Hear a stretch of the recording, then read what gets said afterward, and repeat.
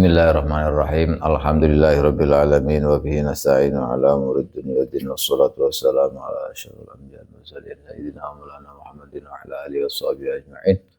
Rabbi shrah li sadri wa yassir li amri wahlul 'uqdatam min lisani yafqahu qawli. Subhanaka la ilma lana illa ma 'allamtana innaka antal alimul hakim. Amma ba'du faqala al-mu'allif rahimahullahu ta'ala wa nafa'ana bihi wa bi'ulumihi wa bi'ulumina wa bi'ulumikum fid dharain amin radhiyallahu ankum.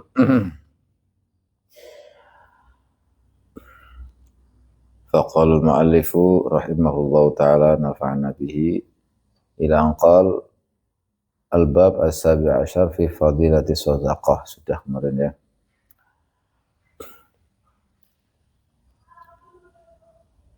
Wa qala sallallahu alaihi wasallam as-sadaqah tasuddu sab'ina baban minasu.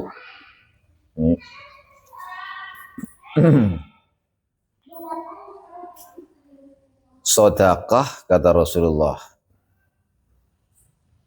Ini ada beberapa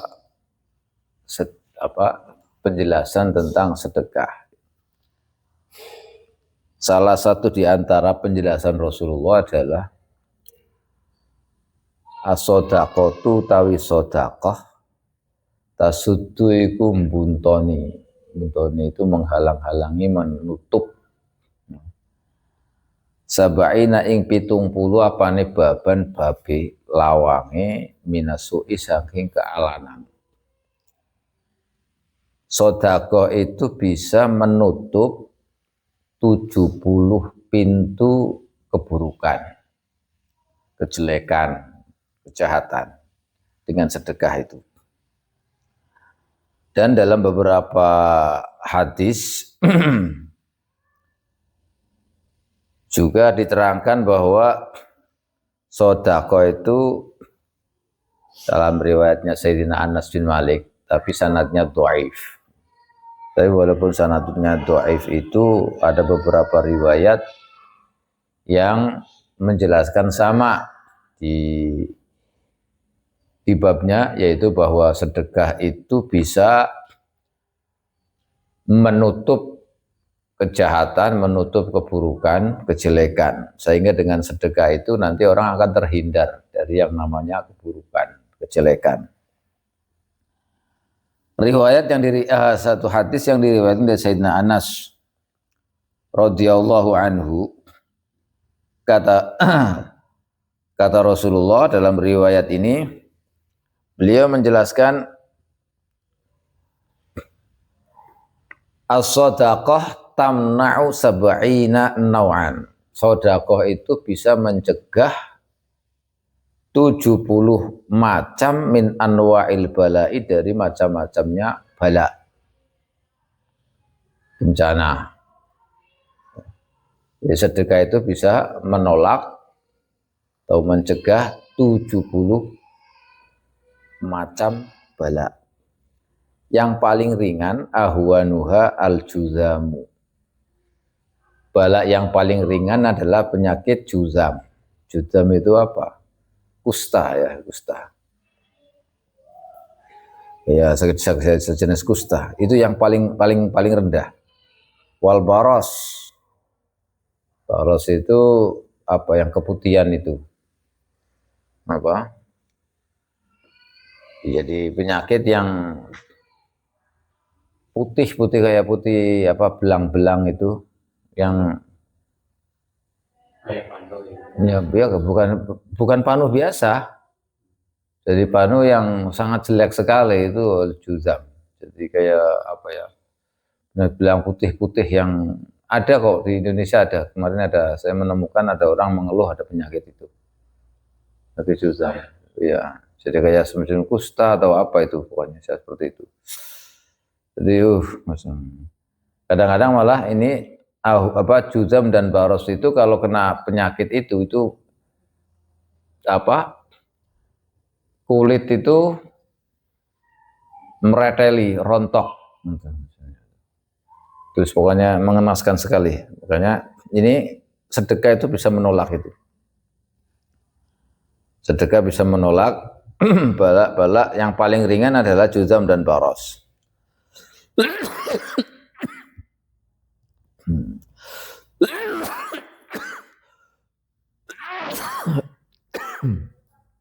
ini salah satu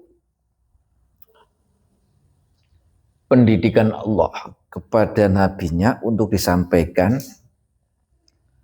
kepada kita obat-obat rohani. Kemarin dijelaskan ada obat yang sifatnya hisi, yang bisa dilihat dengan indera, bisa diminum, bisa kita saksikan lah. Ada obat yang obatnya sifatnya maknawi, rohani. Secara roh, itu nanti akan bisa menyembuhkan. Ini memang di mana saja, atau Allah Subhanahu wa Ta'ala itu menjelaskan kepada kita bahwa ada beberapa obat, karena ada dalam hadis itu mamindain laulahu dawa. Tidak ada sebuah penyakit kecuali di penyakit itu pasti ada obatnya. Itu memang Rasulullah menjelaskan seperti itu. Kecuali ada beberapa penyakit yang memang tidak bisa disembuhkan, yang dijelaskan oleh Rasulullah. Ada beberapa penyakit yang tidak bisa disembuhkan karena penyakit kutukan, penyakit apa? Penyakit yang memang laknat dari Allah, itu susah disembuhkan. Tapi tidak ada satu penyakit pun kecuali di situ ada obatnya. Nah, maka Rasulullah bahkan menjelaskan, maka Allah kalau memang sudah menjadikan seperti itu, tidak ada obat yang terdiri dari obat yang haram. Ya, makanya muslimin itu, orang Islam itu dihindari, dijaga dari obat-obat yang haram. Karena pasti ada obatnya, kecuali memang dalam keadaan darurat. Ini juga ulama menjelaskan. Kalau memang darurat nggak ada lagi obat, ya yang haram juga nggak apa-apa. Kalau memang tidak ada lagi karena dalam keadaan darurat. Jangankan obat, orang dalam keadaan darurat aja, kalau nggak makan itu mati, maka bangkai boleh dimakan. Makanya dalam keadaan darurat boleh. Tapi yang jelas tidak ada satu penyakit pun yang tidak ada obatnya. Semuanya diturunkan oleh Allah obatnya. Hanya saja kita kadang tidak tahu. Dan obat itu ada dua, ada obat hisi, ada obat maknawi. Obat hisi yang kita bawa, obat itu dari dokter dan ini ya. Tapi kalau obat maknawi itu memang secara ini tidak kasat mata, tapi Allah Subhanahu wa Ta'ala memberikan kekuatan, memberikan obat itu secara maknawi, secara rohani. Loh, kenapa bisa berrohani? Terus pengaruhnya bagaimana? Akal kita bisa mencerna. Roh diciptakan oleh Allah itu kemudian diturunkan dan dimasukkan ke dalam raga jiwa, raga manusia, jasad manusia. Maka kekuatan manusia itu aslinya itu dari roh. Nah, aslinya dari aslinya loh. Tapi kemudian dibantu oleh hisi makanan-makanan biasa itu yang kita makan. Itu membantu jasad secara ini, karena jasad itu kasat mata, maka dikasih makan atau dikasih penguatnya itu adalah dari hal-hal yang juga bisa dikasat mata. Tetapi bisa juga yang tidak kasat mata. Kenapa? Karena sisi manusia itu bukan terdiri dari jasad yang sebuah fisik saja. Ada di dalamnya roh. Manusia kalau tidak ada rohnya mati. Apapun yang tidak ada rohnya mati. Jadi sesuatu yang hidup itu pasti ada rohnya. Maka roh ini akan bisa berpengaruh kepada jiwa raga yang dimasuki yang ada ruhnya. Contohnya begini misalnya, ketika seseorang itu menginginkan sesuatu, raganya pengen makan misalnya, diasih makan, itu bisa kenyang secara raga, tetapi hakikat yang mengenyangkan itu adalah Allah. Karena banyak, ada juga orang yang makannya banyak gak kenyang-kenyang, ada juga bisa. Tetapi biasanya kalau orang makan banyak ya kenyang, itu hanya sebuah kebiasaan. Maka ada istilah, kalau dalam Jawa itu, di Jawa itu ada ilmu muter giling. Nah, ini ada itu, ada pelajar ilmu yang namanya ilmu muter giling. Nah, Kalau pernah mondok di pondok-pondok yang seperti ini ada. Jadi kita yang makan sebanyak-banyak yang kenyang, teman-temannya itu ada ilmu yang seperti itu, sampai ada ilmu yang seperti itu. Jadi kita makan apa semuanya yang ditransfer ininya. Itu ada ilmunya, namanya ilmu muter giling. Jadi artinya apa? Bahwa jasad kita itu memang perlu asupan itu. Karena jasad kita itu zahir, maka diasupi juga dengan yang zahir. Tapi ruhani lebih berperan penting. Kenapa? Karena kalau tidak ada roh, nggak bisa makan, nggak bisa apa ini. Berarti aslinya tenaga dan ini adalah dari roh. Makanya kita tidak heran kalau misalkan ada orang bertapa misalnya. Kalau orang bertapa berapa tahun, berapa ini. Zahirnya adatnya dia bakal mati, bakal lemes dan lain-lain. Tapi dengan roh, orang sudah terbiasa misalnya 2 hari baru makan. Ini baru makan. Nyatanya biasa. Nyatanya biasa. Dan kalau toh benar misalnya Sunan Kalijogo ini ya, ceritanya ya, kita nggak tahu aslinya apa, benar apa enggaknya kita nggak tahu. Seandainya misalnya itu betul, misalnya cerita itu yang bertapa berapa? 40 hari tidak makan, tidak minum, nyatanya bisa hidup dan tidak apa-apa. Ini artinya rohani lebih dominan. Kalau rohani lebih dominan, rohnya itu berarti bisa menjadi asupan. Bisa menjadi asupan. Nah makanya kalau seperti ini di dunia ini. Kalau orang sudah mati nggak ada ininya, maka bagaimana?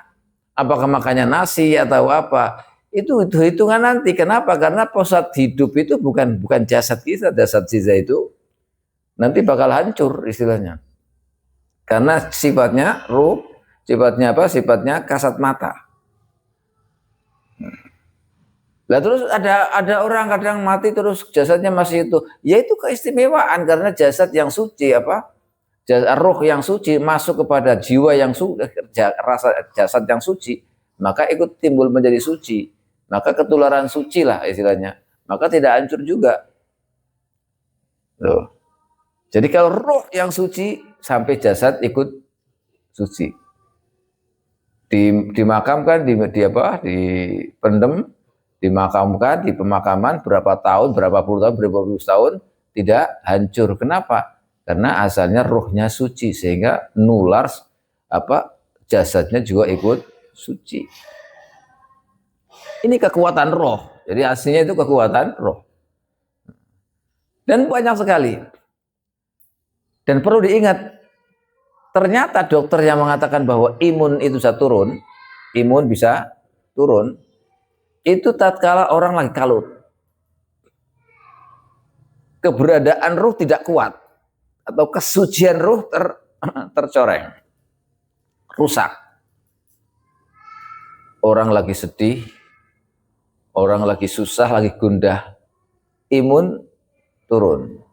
Kalau sudah turun, penyakit apapun bisa masuk dan mudah sakit. Tapi kalau orang senang terus, misalnya, senang dalam artian rohaniahnya kuat, maka tidak gampang sakit.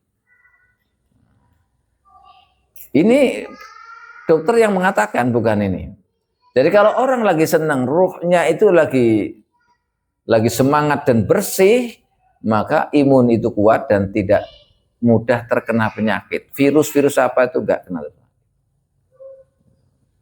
Bahkan tidak sedikit orang yang kemarin ada corona itu, yang terkena paparan virus itu yang imunnya saat turun. Orang sedih, terbawa kalut dan lain-lain, akhirnya terkena virus itu. Kalau orang yang biasa-biasa ngamuknya apa, itu biasa aja gitu. Ya nggak ada apa-apa. Gitu. Makanya ini sedekah, sodakoh itu bisa mencegah 70 macam bala.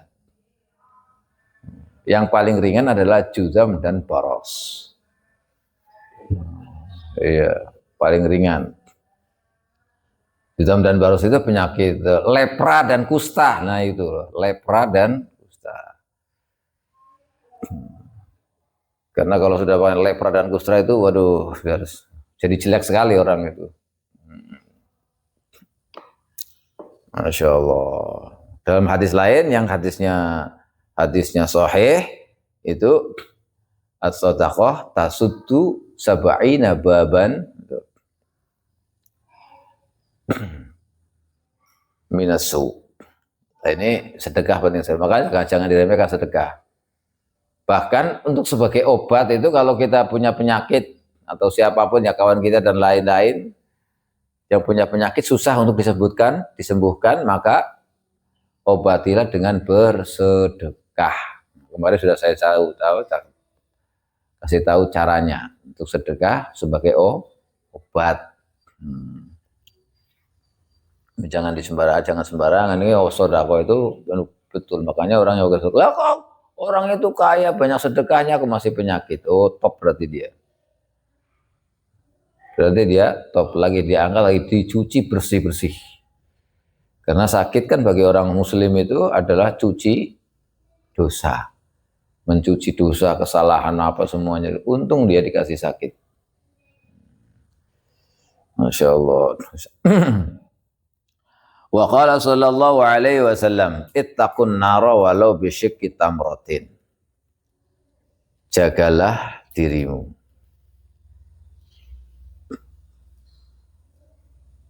An-nara ing neraka, ing geni neraka. Walau bisyikki tamratin senajan kelawan sesigari tamr. Masya Allah. Jagalah dirimu dari api neraka. Walaupun dengan separuh tamar. Sebuah tamar kecil segini kan. Walaupun dengan separuh misalnya. Itu jangan diremehkan. Sedekah walaupun sedikit segini. Barangkali. Itu begini. Nih, sedekah itu ya. Kadang kita memberi orang. Kalau dengan kita niatnya baik, walaupun sedikit, tapi kita ikhlas memberi, nilainya sedikit, tapi kita ikhlas. Maka yang kita beri dan mereka makan, mereka gunakan, itu yang kita sedekahkan itu adalah yang menjadikan dia umur panjang, bisa jadi. Kadang orang itu mestinya sudah mati, maksudnya. Walaupun takdir Allah itu sudah jelas itu ya. Tapi kita kan takdir Allah nggak tahu umurnya orang berapa, kita nggak tahu. Umur kita juga kita nggak tahu. Kalian semuanya nggak tahu berapa umurnya, nggak tahu. Ini yang namanya takdir. Tapi kita bicara takdir itu ya karena kita nggak tahu, namanya takdir. Kalau kita tahu takdir berarti bukan takdir namanya. Disebut takdir karena kita tidak tahu gitu loh. Makanya kadang-kadang kita belajar ilmu tauhid, ilmu akidah, tapi kita nggak tahu. Justru karena kita tidak tahu itu namanya takdir. Kalau kita takdirnya tahu bukan takdir namanya.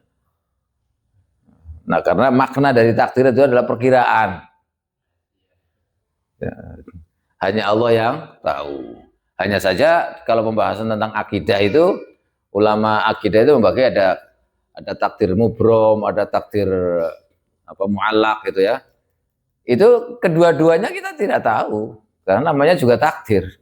Apakah takdir itu mu'allaq, apakah itu kita nggak tahu sudah karena Allah. Terus yang dijelaskan oleh Rasulullah ada 4 misalnya, mulai umurnya, rezekinya dan lain. Iya betul itu semuanya ketentuan Allah dan itu memang mubrom maksudnya gini. Tapi banyak sekali cerita-cerita yang ceritanya banyak sekali yang kemudian diberi umur yang panjang, aslinya umurnya sekian, banyak sekali hadis-hadis juga itu. Artinya gimana? Artinya bahwa takdir itu kita nggak tahu. Nah sedekah ini, karena dalam hadis banyak sekali dijelaskan masalah sedekah ini. Kita memberikan sedekah walaupun separuh kurma, korma itu. 1 biji disigar, jadi ya, diparuh jadi separuhnya di sini. Ini kadang separuh ini bisa bermanfaat bagi yang memiliki sedekah, yang bersedekah juga bagi yang meminta. Kalau yang ikhlas memberikan sedekah, yang dimakan itu bisa jadi obat yang mestinya orang itu mati. Namanya yastur romak. Makanya dijelaskan oleh Syekh Nawawi Banten. Nih, Beliau menjelaskan,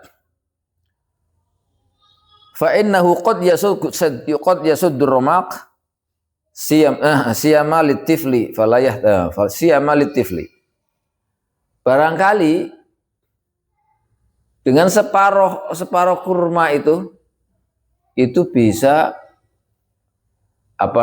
menyelamatkan roh. Ya sudurromak itu membunuh pati, jadi bisa menyelamatkan, menghalangi kematian. Karena di situ ada materi atau kandungan yang menjadikan penyakit itu sembuh. Makanya kalau seperti bisa saja itu nanti maknawinya ke kita, tapi hisinya kepada yang menerima. Oleh karena itu, masyayikh kita, guru-guru kita, itu tidak boleh menolak sedekah. Jangan menolak sedekah. Tapi nggak boleh meminta. Kalau dikasih, diterima. Tapi kalau meminta, jangan. Kalau mengasih, monggo. Tapi tidak boleh meminta. Nah, karena ini di antara salah satunya. Karena barangkali dia sodakonya benar ikhlas kepada kita, sehingga yang kita makan misalnya, itu betul menjadi obat bagi kita. Karena keikhlasannya dia. Yang pertama. Yang kedua, yang paling umum adalah jabrul khotir. Artinya, jangan sampai mengecewakan orang. Orang pengen sedekah kepada kita, terus kita tolak. Terus kita tolak gimana? Kecewa, wah rezekiku nggak halal, nah akhirnya ini sok suci, sok kaya dan lain-lain. Enggak, jangan. Itu tidak boleh. Ajaran guru-guru kita tidak seperti itu. Jangan sampai mengecewakan orang. Orang mau sedekah monggo. Kalau seandainya kita tahu bahwa dia itu punya hartanya dari kalau jelas-jelas dari harta haram, ya kita jelas tolak ya. Nah, itu. Kalau dari harta haram jelas, maksudnya tahu nih ini ya, gitu. Tapi ya dengan cara yang bagus gitu. Tapi kalau selama kita tidak tahu ya diterima. Kalau kita nggak yakin diterima saja, tapi nanti dibagikan kepada mereka yang berhak. Misalnya, itu tidak apa-apa. Yang penting tidak boleh mengecewakan orang lain. Itu. Ya, jangan menolak rezeki. Biasanya jangan menolak rezeki. Barangkali orang itu bersedekah kepada kita itu benar-benar ikhlas, sehingga yang kita terima itu adalah obat bagi kita. Ini penjelasan Imam Nawawi loh. Walaupun bagi anak kecil misalkan, mungkin saja itu bisa perantara bisa menyelamatkan anak kecil biasanya. Misalnya, kita jangan remehkan. Kata Imam Nawawi, fala tahkironna al-musaddaq. Enggak boleh kita fala yahtakirul musaddiqu dzalika. Maka orang kata Imam Nawawi, maka jangan sampai orang yang bersedekah meremehkan akan hal itu. Jangan. Karena walaupun sedikit namanya sedekah, udah nggak apa-apa semampunya. Barangkali justru itu. Kita tidak tahu. Ya, sedekah dan yang diberi sedekah itu sama betul. Makanya tidak boleh kita merasa kita sedekah, dia memberi pemberianku itu berarti di bawah kita, kan nggak boleh itu. Kemarin nggak boleh. Makanya harus dimuliakan. Orang yang menerima itu justru dimuliakan. Jangan malah yang menerima itu malah merasa rendah istilahnya, hina, itu nggak boleh. Malah haram jadinya kita sedekah seperti itu model. Justru kita bersedekah itu mengangkat mereka, memuliakan mereka, bukan malah merendahkan mereka. Karena justru kalau kita pikir, kalau kita tahu, justru yang butuh adalah orang yang punya harta yang bersedekah, bukan mereka yang ngasih. Karena dia butuhnya apa? Untuk mensucikan hartanya, untuk menolak balaknya dia semuanya. Nah, kalau nggak ada yang menerima, coba. Itu pokoknya kita harus tahu tuh. Nah, ini sedekah walaupun sedikit jangan diremehkan. Jangan diremehkan. Walau bisyikit tamrutin fa illam tajidu moko lamun ora nemu sira kabeh fa kalimat fa bi kalimatin mau kelawan kalimat omongan thayyibatin kang bagus. Nah, kalau memang tidak punya sama sekali untuk bersedekah, memang orang nggak punya, dan untuk disedekahkan itu nggak punya sama sekali. Nah, kalau tidak punya sama sekali, maka bagaimana? Cukup dengan ucapan yang baik. Sudah dimintain nggak ngasih, malah ngomong nyelekit. Nah. Iya, Masya Allah. Enggak tahu. Allah. Kata Rasulullah dalam sebuah hadis ini. Nih, ini hadis penting sekali. Kata Rasulullah, tasaddaqu ala anfusikum wa ala amwatikum walau bisyurbati ma'in. Fa illam taqdiru ala zalika fa bi ayatin min kitabillahi ta'ala. Fa illam ta'lamu syai'an minal Qur'an fad'u lahum bil maghfirah war rahmah fa innallaha wa'adakumul ijabah. Ini hadis Nabi, penting sekali ini. Jadi kata Rasulullah, bersedekahlah. Bersedekahlah untuk diri kalian. Karena sedekah itu bisa menyelamatkan, bisa menjaga dari bala. Tadi disebutkan 70 bala, 70 kejahatan, 70 kejelekan, keburukan.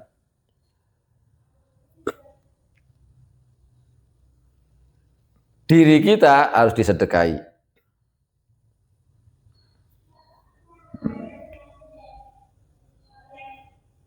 Wa ala amwatikum, dan juga sedekah untuk orang mati dari kita.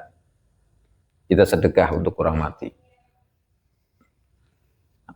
Bapak kita, ibu kita, nenek kita misalnya. Kita bersedekah untuk mereka. Karena sedekah yang kita keluarkan kemudian kita niatkan untuk mereka yang sudah meninggalkan kita, itu sampai pahalanya.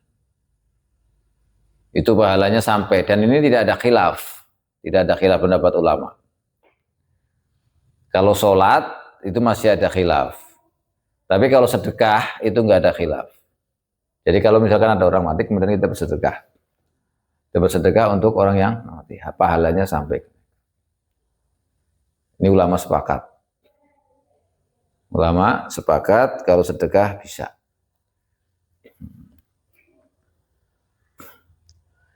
Masya Allah. Jadi sedekah bisa buat untuk dirinya, sedekah juga bisa untuk orang yang mati. Walaupun bisa berarti satu cegukan, satu apa bahasa Indonesia itu? Cegukan itu satu tegukan, satu tegukan air. Namanya sedekah, walaupun dengan setegukan air.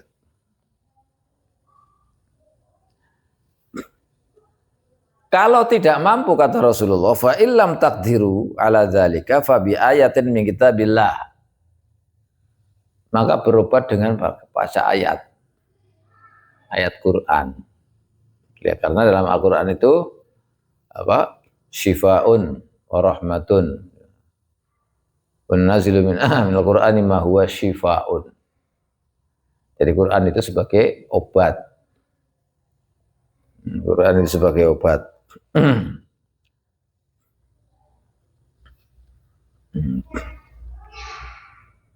Atau membaca ayat, menduduki sedekah itu kita untuk diri kita, untuk menjaga diri kita, juga untuk orang mati. Kita baca ayat, niatnya pahalanya dikirimkan kepada orang yang mati.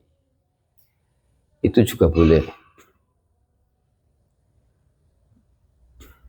Meskipun ada perbedaan pendapat di antara ulama, tetapi kalau sudah diingatkan dan kemudian diiringi dengan Allahumma taqabbal, mudah-mudahan ya Allah, terimalah apa yang aku baca dan kirimkanlah pahala yang aku baca kepada si mayit ini itu, misalnya. Itu sampai, kalau sudah itu nggak ada khilaf. Karena khilaf apa mengirimkan pahala itu kan, misalkan bacaan Al-Quran itu khilafnya pada sisi Yang kata kawan-kawan kita Imam Syafi'i itu mengatakan kalau mengirimkan pahala dengan bacaan Quran itu nggak sampai.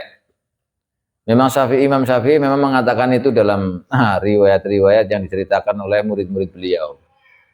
Tetapi maksudnya tidak sampainya itu kalau hanya dengan membacanya saja tanpa diiringi, diniatkan dan tidak diiringi dengan kalimat Allahumma taqabbal wa ausil sawaba ma qara'nahu gitu. Tapi kalau diiringi dengan itu, ya Allah sampaikanlah apa yang saya baca pahalanya kepada si itu, maka sampai. Itu Imam Syafi'i itu. Kalau Imam Ahmad bin Hanbal malah mengatakan sampai sudah, meskipun tidak pakai itu. Artinya kalau sudah seperti itu berarti tidak ada khilaf, maksudnya sudah sepakat bahwa bacaan ayat Quran itu bisa manfaat untuk orang mati, orang yang sudah meninggal ya. Secara ini, walaupun tadi Imam Syafi'i itu yang mengatakan seperti itu, tapi maksudnya oleh murid-muridnya dijelaskan seperti itu. Nah makanya jadi ayat Quran kalau memang kita tidak mampu bersedekah dengan itu, maka kita dengan baca ayat di Al-Quran. Nah kalau tidak bisa juga pakai ayat Al-Quran karena tidak pernah belajar, tidak bisa baca Quran, maka bagaimana? Fad'u lahum bil maghfirah. Doakanlah mereka dengan ampunan dan rahmah. Doakanlah mereka dengan ampunan dan rahmah karena Allah fa innallaha wa'adakum bil ijabah kata Rasulullah. Karena Allah berjanji kepada kalian untuk mengijabahi, untuk mengkabulkan. Jadi rentetannya secara tingkatan paling tinggi ini untuk menyampaikan sedekah atau obat macam-macam itu dari sedekah. Ya. Walaupun sedikit, walaupun tadi setegukan air. Kalau misalkan tidak mampu, ya dengan ayat Quran. Kalau ayat Quran juga tidak mampu, maka minimal didoakan agar mereka diampuni, agar mereka diberi rahmat. Karena fa innallaha wa'adakum bil ijabah. Karena Allah menjanjikan kepada kalian akan memberi akan mengabulkan. Ini Nabi bukan kita loh ya, bukan kita. Jadi kalau kita yakin seperti ini itu gampang sekali. Kita ada yang sakit atau kita mau mengirimkan pahala kepada yang mati, kita sudah nggak perlu capek-capek. Kalau kita punya harta ya kita dengan harta. Sedekahnya itu nanti pahalanya disampaikan kepada yang meninggal. Misalnya. Tapi kalau misal nggak punya harta ya sudah pakai ayat. Pakai ayat nggak bisa ya doakan ya Allah ampuni orang tuaku, ampuni teman-temanku, saudaraku ini, berikan rahmat kepada mereka. Itu Allah berjanji akan dikabulkan doa kita itu. Ini ada di kitab Riyadhus Shalihin. Nanti kalau kita baca Riyadhus Shalihin itu ada di kitab itu hadis Rasulullah Shallallahu Alaihi Wasallam. Jadi penting. Jadi sodakoh itu ada sisi maknawi, ada sisi isi. Hisinya itu tadi dan maknawinya yang kita ini itu justru yang paling dominan, yang paling kuat. Karena ketika orang itu jernih, hatinya jernih, rohnya suci, itu jauh dari penyakit-penyakit itu. Di penyakit malah diketawain lah, kamu ini, iya kamu kan jasad ya mesti harus pada penyakitnya. Kalau nggak ada penyakitnya kayak Fir'aun, Fir'aun kalau bahasa ini kemarin bahasanya Wonosobo ya, Wonosobo pakai ngainnya ngon, oke, Tongawi Fir'aun, Fir'aun, nggak pernah sakit, nanti malah bahaya dia mengaku jadi Tuhan karena tidak punya sakit. Dia namanya orang ya harus ada sakit, itu. Masya Allah, Alhamdulillah. Jadi penting sekali kita tahu beberapa rahasia tentang sedekah. sini alhamdulillah bisa masjid di sini mudah-mudahan bermanfaat, barokah, dibuka oleh Allah Subhanahu wa taala. Amin ya rabbal alamin. Wallahu a'lam bishawab.